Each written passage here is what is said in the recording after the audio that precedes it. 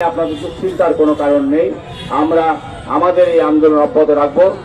এই কথা বলে এবার আপনাদের সামনে বক্তব্য রাখবেন ঝিনাইদহ পৌর আওয়ামী লীগের সংগ্রামী সভাপতি, সাবেক ছাত্রনেতা, রাজপথে যার পদচারণা ছিল, এরশাদের বিরুদ্ধে আন্দোলন করেছে সেই সাহসী যোদ্ধা এবং আজকের সভার সভাপতি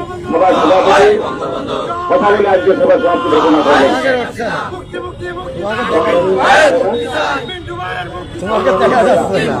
গত 11 তারিখে আমাদের সাইফুদ্দিন মৃত্যু গ্রেপ্তার হয়েছে।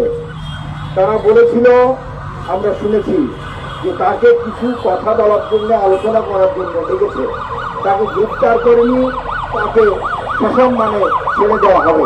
তারপরে রাজনীতির বাতাবরণে আমাদের নেতাকে কারাগারে রেখেছে। আমরা মনে করি যে অচিরেই তিনি আমাদের মাঝে ফিরে আসবেন।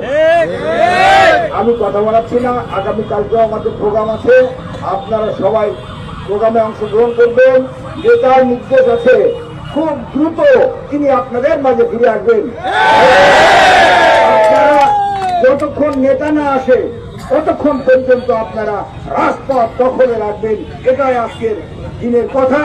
আপনারা আগামীকালকের কর্মসূচিতে যোগদান করবেন। এই কথা বলে আমি আমার কথা শেষ করছি এবং আজকের কর্মসূচি এখানে সমাপ্তি ঘোষণা করছি। জয় বাংলা, জয় বঙ্গবন্ধু।